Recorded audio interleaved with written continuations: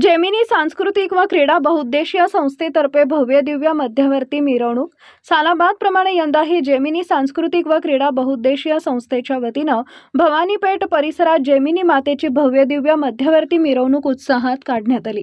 मिरवणुकीची सुरुवात जेमिनी माता मंडळातर्फे महापूजा करून करण्यात आली।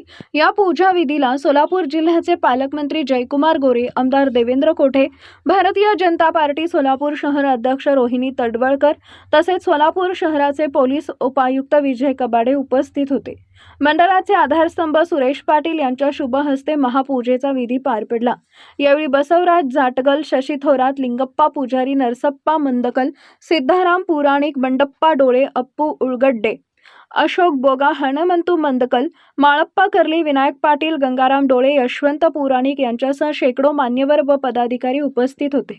तसेच देवीचे पुजारी सिद्धराज यलदडी, युवा नेते बिपिन भैया पाटील, माजी अध्यक्ष पवन तगारे, अध्यक्ष प्रवीण डोळे, सचिन मेहत्रस, सुरेश मंदकल, विजय कोळी, नागेश गंदाळ, शिवानंद मंदकल, नागराज डोंबरे यांच्यासह संस्थेचे सर्व सदस्य व कार्यकर्ते मोठ्या संख्येने सहभागी झाले होते।